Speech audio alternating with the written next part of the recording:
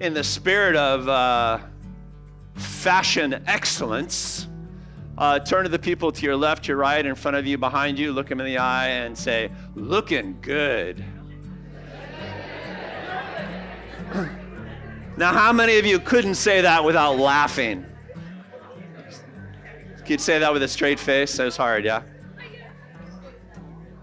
All right.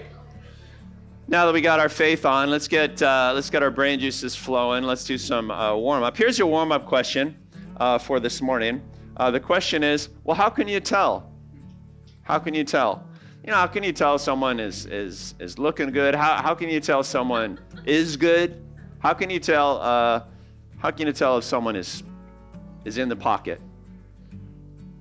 Think about it for 8 seconds and let me know. How can you tell? How can you tell anything? All right, what are your answers? How can you tell? Yes, Beth? You have to ask. You have to ask. Seek data. All right, what else? Yes? Look at the fruit, little Miss Bible.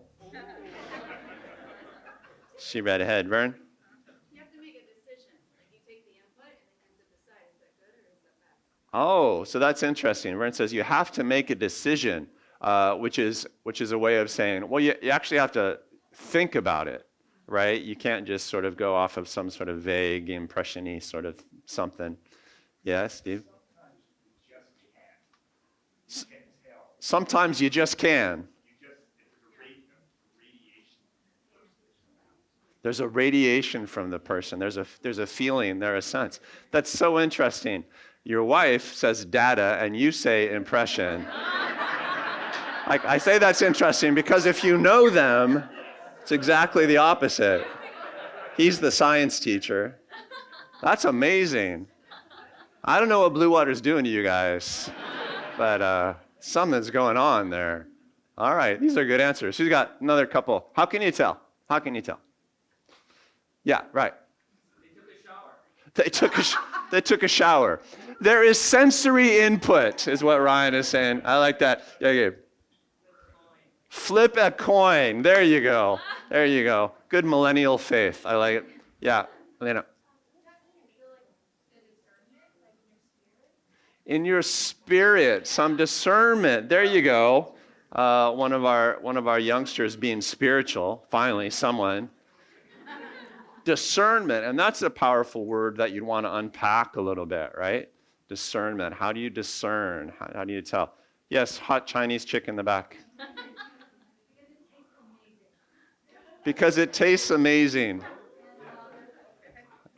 Anna Roberts made some muffin. Well, there you go. I can tell from here. If Anna bakes, you want to get in on that. That's the rule. So you can just tell because it comes from Anna. Yeah, it's great. And William has the best and the last answer. What you got? No pressure, dude. They're fatter than the last time you saw them. Because they're fatter than the last time you saw them. Good input. Good input. They're getting good input. They're looking healthy. Things are going well. Things are going well for them. Yeah. All right. Good.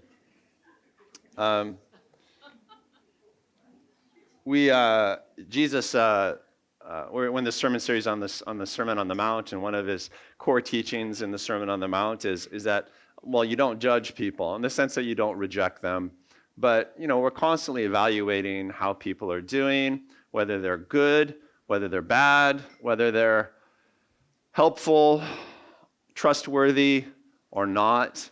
And that's just part of going through life. And the more you expose your life to people, the more you get involved with people, the more discerning you have to get, right? You have to be able to read people and work with them. And so much of life is just that.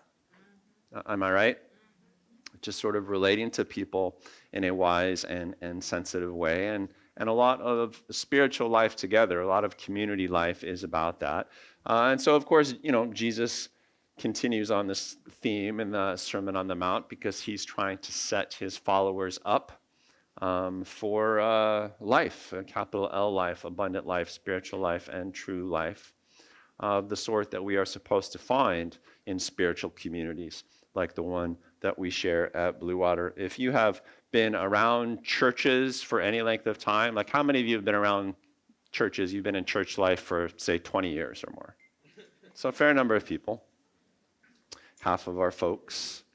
And so here's a promise that I can make to you. You have been blessed by your involvement with the community of Christ. Am I right? Amen. And somebody in that time has really hurt you, Amen. really screwed you over. Am I right? And when I talk to people about their involvement with church and their interest in Jesus, which I do frequently, occupational hazard, people who are not in church or not interested in Jesus, I would say probably 75% of the time say to me like, well, yeah, I had some church experience or some experience with Christians, but they ended up being what? Bad. They were hypocrite. They were fake. They were not loving. They were judgmental. They had a bad experience with some sort of Christian leader. And I'm in no exception. I've known a lot of excellent Christian leaders, and I've known some dweebs, which is the Greek word for problematic. Problematic, the Greek word.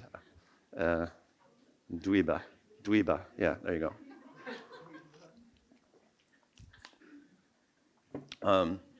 There was a time in my life, it was when I was a young adult, young 20s, I going through a very difficult time in life. A lot of really sad things that just happened to me all at once, just for like a number of years. I felt like I was being tumbled in the surf, one of those seasons of life. And I got to know two professional pastors at sort of the same time. One was this very charismatic guy. He ended up being, he was just a little bit older than we were, me and Sonia, ended up being super successful, became sort of the darling of the church movement that we were involved in. And we sort of helped build a church together, and it was going fantastically well. And then I just started getting a bad feeling, like I was in a bad way, but even, in the midst of my own weakness, I could say, there's something funny here. And then other people sort of in the larger church community started coming to me and Sonia and said, is there something funny going on here? It was just sort of that vague spiritual discernment. And I started asking some questions and trying to recruit some help into the situation. Did not go well. We ended up getting kicked out of the church movement instead. Because of our complaint. I'm condensing the story mightily, as you might expect. And then several years later, it all came out, and he became this very divisive, polarizing figure, ended up wounding just masses of people, very, very controlling and manipulative, and so now he's on the outs. At the same time, this is why I was thinking of that episode this week. At the same time, Sonia and I, in the same era of life, Sonia and I had befriended this other this guy. We got to know him in seminary. He quickly went out to pastor his own church in a more mainstream church movement. Was never really successful. Never built a church. Just sort of inherited a church and managed to dwindle it. But was faithful all this time. Like for decades, he was faithful. We've kept track of him. Nothing about his situation or his leadership would impress you. In fact, it impressed no one through his whole vocational life. So I'm thinking of it. The one guy, super impressive, super popular, super successful, I didn't trust. The other guy, not successful, not particularly charismatic, not drawing anyone, no immediate fruit, I would trust with my life to this day. You got any situations like that? People that just don't appear all that much, but that you would trust with your life? It's like, yeah. But he, she is good. How can you tell? Well, And that's kind of what Jesus is talking about here as we we begin the very final strides in the Sermon on the Mount. He's wrapping it up. It'll just be this week, and next week will be our last Sermon on the Mount sermon. I want to read today from Matthew 7. I'm just going to read a handful of verses from Matthew 7, 15 through 20. And it's the passage that Mia foreshadowed in her comments about judging a tree by its fruit. Now, what's happening in the Sermon on the Mount, the arc of it, if you have not been with us, is that Jesus begins the Sermon on the Mount talking to just a wretched crowd, a crowd of rabble. They're just very mixed, a lot of people in pain. Most of them would have been unbelievably poor. It was ethnically mixed, and people that were not religiously respectable, not spiritually respectable. And Jesus looks across the crowd and then, like, for a whole chapter, just affirms them and says, well, you guys are blessed. Blessed are you when you're down and out. Blessed are you when you're depressed. Blessed are you when people think little of you. Blessed are you when people persecute you, reject you, or disrespect you for no reason. That's kind of how it starts. And then he accelerates from there and he says, you're the light of the world. You're the salt of the earth, you know? The salt loses its saltiness, it's pointless, but you guys aren't going to do that, right? And it's just incredibly affirming. Here, toward the end of the Sermon on the Mount, he's becoming a bit more sobering. He says, look, you don't judge unless you want to be judged. He says, the gate to life is narrow and it's hard to find. The gate that leads to destruction is broad, and that's where most people go. So you all have to learn to never follow the crowd. You know, that's a big one. But this is going to take some work, I want you to know, which is a little bit more sobering in the advice. And then, of course, he ends the sermon series, which was a passage already talked about several weeks ago by Melanie. It's like, if you follow my commands, then you're like a smart person who builds a house on rock, you'll do fine. But if you don't adhere to what I say, your life is going to end with a great crash. As soon as the storm comes, you're going to fail. So he's starting to sound a little sober and consequential as he ends. So in that spirit, this is the passage that he tells us about discerning people, essentially. He says, beginning on verse 15, you can follow along on the big board. Watch out for false prophets. You guys know what a prophet is? A representative of the Lord, a minister of the Lord. Prophets were a big deal in ancient Israel. So he's talking about real spiritual leaders, spiritual influencers. See, I know the lingo. Watch out for untrustworthy influencers. Watch out for false prophets. They come to you in sheep's clothing, but inwardly they are ferocious wolves. Wolves in sheep's clothing. That's a phrase that is popular in our culture. Jesus invented it. It's one of those many, many phrases, those many, many one-liners from the Sermon on the Mount that people quote, not even knowing they're quoting Jesus. They come to you in sheep's clothing, but inwardly they are ferocious wolves. By their fruit you will recognize them. Do people pick grapes from thorn bushes? I'm just checking to make sure that we know that's not where grapes come from. No. Or figs from thistles? No. Likewise, every good tree bears good fruit, but a bad tree bears bad fruit. A good tree cannot bear bad fruit, and a bad tree cannot bear good fruit. Every tree that does not bear good fruit is cut down and thrown into the fire. Thus, by their fruit, you will recognize them. By their fruit, you'll recognize prophets.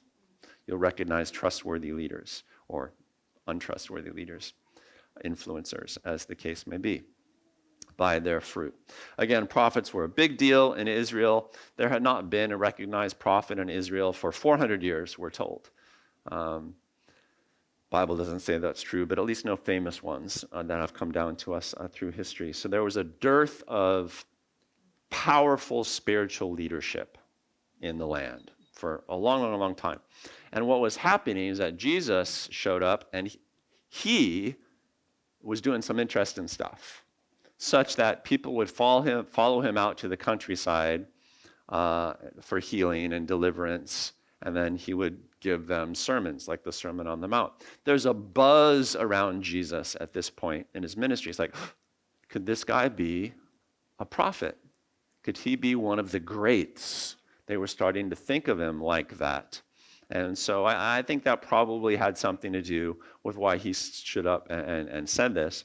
Plus, the religious authorities of the day were being very critical of him, right? There was some power plays and some jealousy. So that's the context in which Jesus is speaking. Now, they're starting to talk about him as if he may be one of the great prophets. The crowds are. But instead of hyping that, instead of like speaking to it directly, like, hey, yeah, you can trust me, instead he says this, which is, let me tell you how you can tell. Instead, he gives this functional teaching, which is very interesting, very Jesus. Why does he put it this way? Why does he stress that? Look, the only way to tell for sure is you judge a tree by its fruit. You have to look at it's another word for fruit. Results, the outcome, something like that. We'll talk about that more in a second. Why would he say that? Well, one of the reasons I think he's pausing to give this teaching is because he's foreshadowing how things will go for him. Like the crowds are following him right now and they find him helpful and impressive. Will they follow him for long? Not very long. In fact, even his closest followers would abandon him once he reached Jerusalem. And there he was killed in the most humiliating way you can possibly imagine. And even when he was resurrected, the church in Jerusalem, when he left, numbered fewer than the number of people in this room. So he would not, in this instance, he looked a little impressive. He was doing great things, but he would not seem successful for very long. And so I think this is a nice piece of wisdom for him to give the people who were like the proto-Christians. He would say, be careful how the trappings of success or celebrity influence you. Like if you judge me like you tend to judge leaders, you'll totally miss it. You'll totally miss my truth, my trustworthiness, my prophecy, my reality. So I think that's part of it. But then the passage suggests a couple of questions, just operational questions that are probably worth thinking about. And the first question might be obvious to you. What's one way to not identify a trustworthy prophet? How should you not do it? You're thinking, well, is this gal all that? Like, is this true? Is this helpful? Is this real? Is this life-giving? How would you not judge them? Robin? By how popular they are. Yeah. Andrew? Blindly? You would not do it blindly, meaning that you'd have to think about it more carefully. You wouldn't do it just reactively. Sure. What else? Yeah, Laura. You should not judge them by their proximity to power. Yeah, it was super interesting, yeah. And I think you mean proximity to like worldly power or accepted power or the normal channels of power. That's interesting, yeah. Good, what else? By their personality. Was that directed at me?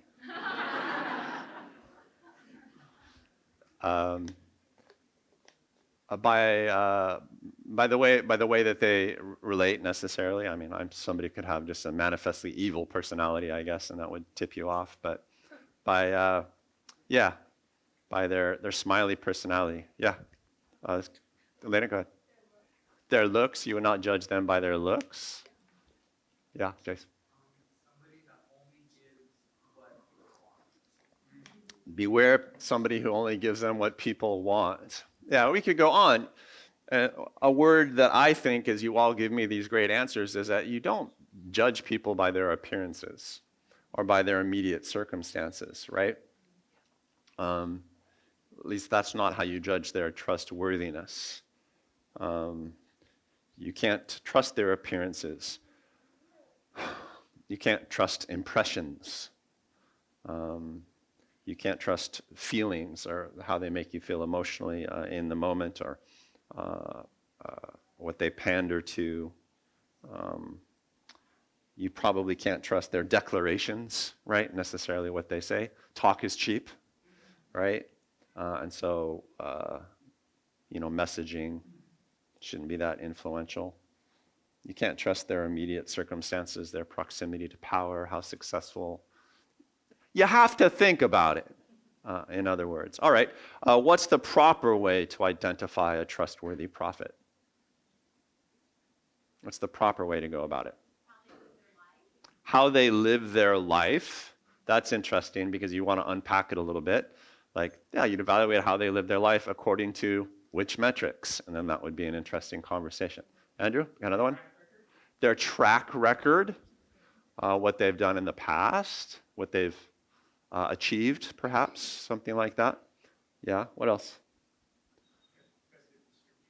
You test it against Scripture. Scripture is a good test on them, but it's also a good test for you to think if you're thinking squarely about the way that you're trusting people and the way that you're treating people. That's great. Yeah. Any others? Does their walk match their talk, right? Which is a great phrase that kind of speaks of integrity, stuff like that. Yeah, in the back? By their kindness to others, which is a super provocative response. I like that a lot because on the one hand, you want them to be kind. On the other hand, how deep does their kindness go, right? Do they say the right things or do they actually do the right things? Are they producing better circumstances in the world? Vern, got last one. What you got? Yeah, well, Corey said, how much are they giving to others versus taking? How much are they giving to others as opposed to how much are they taking from others, which is both elementary and brilliant, right? Because the basic things are sort of the best things. Yeah, we want to evaluate people according to their results or according to their production. What do they produce in the world around them? But specifically, we want to look at results that count, right? Because you can produce impressive results in the world that really don't count for much in the end. Or you can produce results in the world that really count forever. And you have to think about that, right? There's no real shortcut. Over time, you can develop a good instinct for it, but it begs the question, what really counts? You have to figure out what really counts with people. And I can tell from your answers that you have at least some good instincts about that. Jesus here switches, as he often does, to an agricultural metaphor when he's talking about this. Look, somebody comes to you and they seem kind of like powerful or important or spiritual or something like that. Beware. Sometimes they just look good, but on the inside, they're just manipulators, right? They're just in it for themselves. They want to devour you. This is how you do it. You judge a tree by its fruit. Now, they were in an agricultural society. They were all around farms and stuff like that, so they would have immediately understood this. Yes, that's how you judge a tree. Now, for most of you guys, you do not judge trees according to their fruit, right? How do you judge trees? According to their appearance, whether they're beautiful, according to their stature. Oh, that's so big. Every time somebody visits us from the mainland and we drive them around, what is that tree? Well, that's a banyan tree. It's so big, so wide, It's very impressive. By the leaves, oh, those are such healthy leaves. That tree must be an awesome tree. But if you live at subsistence level, you only judge a tree according to whether or not it produces fruit, whether it produces food, right? And so this is something that they would understand immediately and intimately in this crowd. If the tree on the farm has a magnificent stature, if it looks beautiful, if it's got the healthiest, thickest, most robust leaves in the world, and that sucker doesn't produce any fruit, you don't have time or space for that tree. You cut it down and it becomes firewood today. right? That's the idea. So fruit is a loaded concept for them. I don't think it's as intuitive for us as we read the passage, but they would have understood it. Does it support life or not? Does it support life or does it support excitement, impressiveness,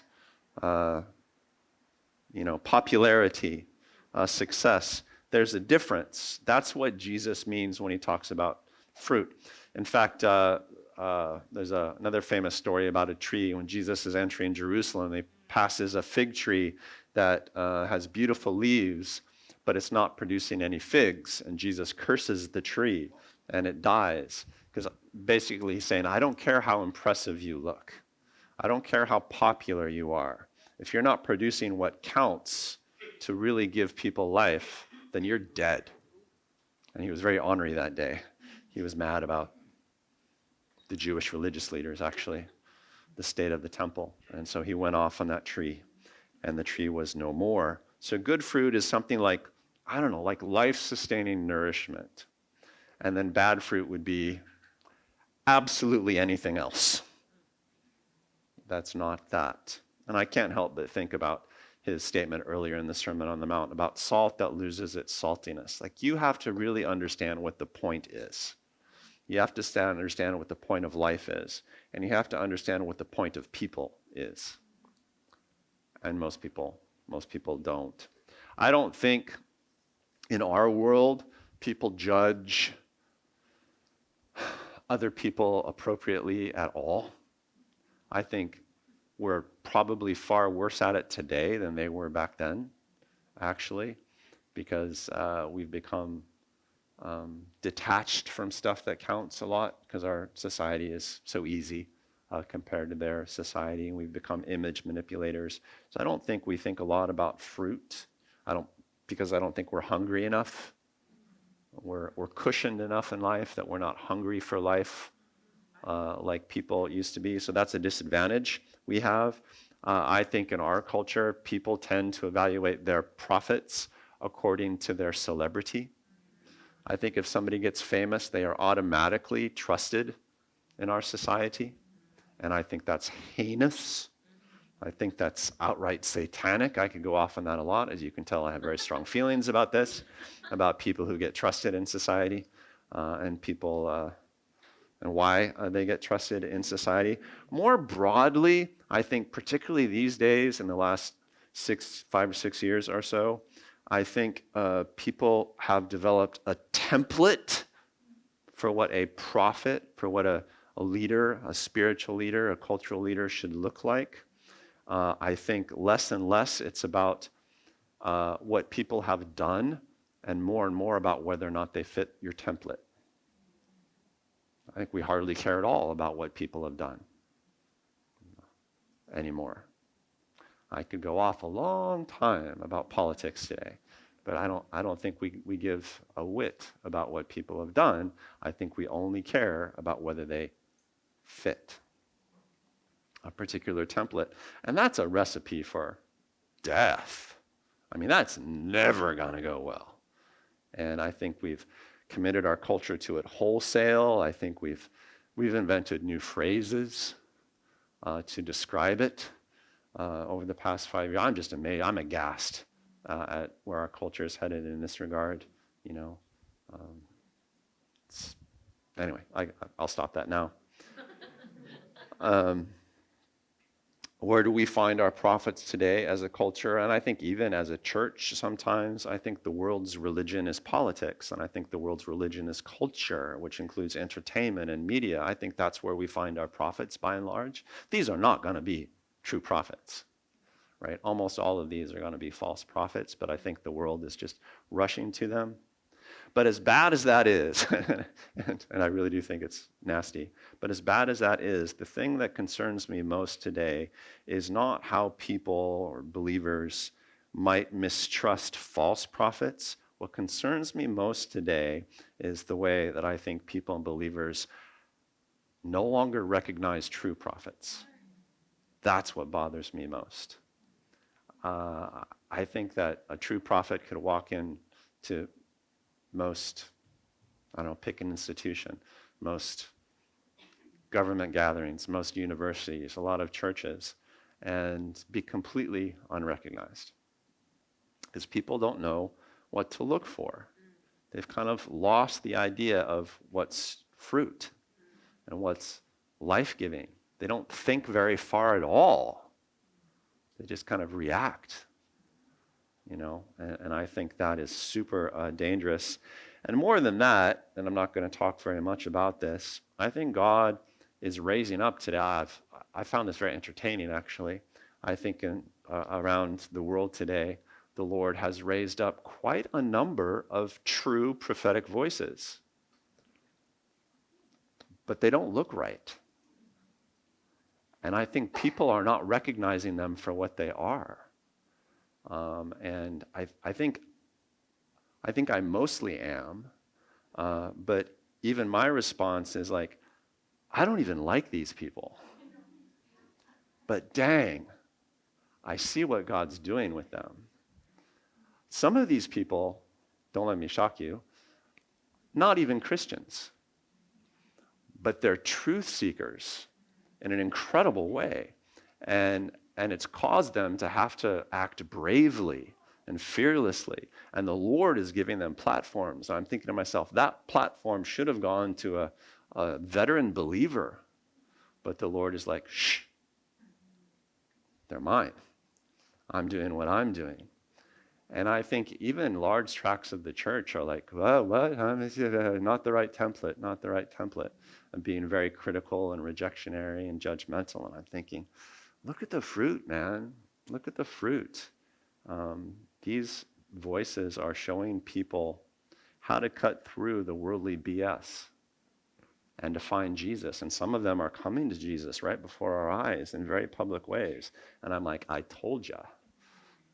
It's like, finally, I get one right. Doesn't happen a lot. And the reason I give you that very vague description of what I think is going on today is because of this. The Lord always raises up prophets. The Lord always raises up light, right? The Lord always raises up salty people. Always, The Lord isn't much bothered by what happens in the world. He's been doing this a long time. But the people he raises up, and Jesus taught us this, are not necessarily impressive. They're not like, they don't appear in a way that would help you identify them. You would have to think and consider results and fruitfulness, and maybe get over your templates, and maybe get over yourself, and maybe just kind of ask the Lord what's going on. Because a lot of us are lost in the wilderness today. And the Lord always raises up signposts. I say this often these days, and I will say it till the day I die. The world is a lying cult trying to control you. The world is a lying cult trying to control you, and the world tells you that the reason it's trying to control you is for your own good. It's for your own good. But you know what that is? That's a wolf in sheep's clothing is what that is. All the time.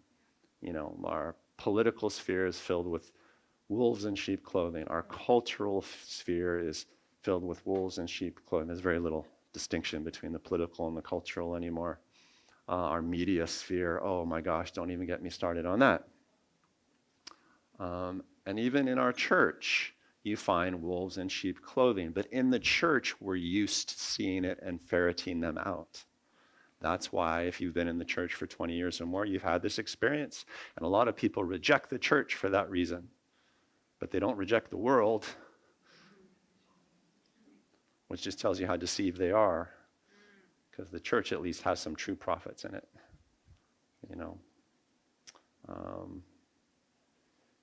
Two comments to end the sermon, now that I've stirred the pot. One, I know the best way to identify the true prophet.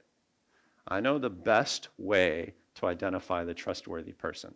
I figured this out. Well, okay, I had a little help from Jesus, but I figured it out, and some of the comments that we've heard already today anticipate the answer. The best way to determine whether any influencer is trustworthy is to gauge whether or not you see self-sacrifice in them. Did they sacrifice themselves? Did they die to life in order to find a better life? And that, of course, is why we know that Jesus is the most trustworthy prophet of all. He said, lest a seed fall to the ground and die, it remains alone. But if a seed falls to the ground and dies, if it sacrifices its life, then it will produce a rich harvest, right? You need to sacrifice yourself if you want to be a true prophet. You need to sacrifice yourself. You need to give up more than you take in. Yeah. Elementary and brilliant. Do you see self-sacrifice in the champions you've chosen to honor? If not, back the heck up. Back the heck up. And, that goes for the church world. That goes for the world. No one is perfect, but look for that. Look for that. It's the tried and true standard. And I told a story earlier about that experience I had with these two professional pastors. And, I've been thinking about it a long time, like this idea of trustworthiness.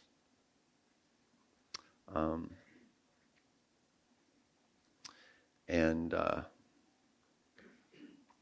you would think that I would go through experiences like that, and the result for me would be, now I know how to tell a trustworthy person from an untrustworthy person. And like I said, I think I do know, right? You look for self-sacrifice. You look for someone who's willing to give stuff up. But the result of these experiences, the result for me of my experiences of untrustworthy leadership, untrustworthy influencers, is actually more self-reflective. It has, over the years, forced me to ask myself, well, what do I want to be like then? Which I think is another reason that Jesus gives this teaching. You don't want to be a wolf in sheep's clothing. You don't want to be a false sheep. That's actually what we're going to talk about next week. It's the final little chunk of the Sermon on the Mount. You don't want to be false in any way. And here's the reason I've come to that conclusion from my own life. It's not because I just love integrity so much, and I'm such a great person that I want to be loving and self-sacrificial. It's because I've noticed, see if you can follow me here, that for true prophets, for true spiritual ministers, for true spiritual leaders, even when they're not successful, they're still fruitful. You following me? Like, even their failures end up having good effects in the world. And I like that a lot, because it means I can be a total failure and still produce good fruit, because it comes from a good place inside me, because I'm not being false about it. I fail a lot. I bet I failed more grandly, more often than any of you, which is a heck of a boast. I don't have a lot to boast about, but that might be one thing. And of course, I hate failure. I hate when I fail. But God has a way of redeeming that. God has a way of redeeming when I don't look impressive, but I'm nonetheless true. Does that make sense? Yes. Are you feeling it? Are you following me? God has a way of redeeming when I look unimpressive, when I feel unimpressive, when I perform unimpressively, but truly, honestly, self-sacrificially, as long as I'm self-sacrificial, loving. And that's what happened for Jesus, right? He was self-sacrificial to the end. His movement failed stopped dead in its tracks. And then a short while later went on to change the entire globe. Amen. Right? So even your failures are redeemed, prophetically speaking. All right, have I dwelled on that enough? So maybe that's security for you guys, right? Maybe you're like, well, I want to be true then. I want to be self-sacrificial. I want to focus on the fruit rather than the success, if that makes sense. I want to focus on the results rather than the wins and losses. Because even a loss can produce great results in the world. There was this Netflix documentary series, I don't know if it's still up, on losers. It was a great title, I had to watch it. And it was about people who lost everything in life and what happened to them after that, which I think is great. Jesus says famously, he who loses his life will find it. Yeah, provided you're true. All right, we'll stop there today. It's a sobering teaching, but I hope that in a roundabout sort of way, it's also a comforting teaching for you. It's worth being true, even if you're not successful. And it's worth pursuing self-sacrificial truth and integrity, service, giving your life away, even if it makes you feel small and unimpressive. A good tree cannot produce bad fruit. There's an embedded promise in this passage. A bad tree cannot produce good fruit. No matter how successful you are, no matter how celebrated you are, if you're a bad tree, your results are not going to be positive. However, no matter how wretched you look, no matter how meager your life, no matter how bare your branches, if you're a good tree, you cannot produce bad results. That's what he says. Do you like that? Yes. You want to be good trees? Yes. Turn to somebody to your left or right and say, you're a good tree. You're a good tree. You're a great tree.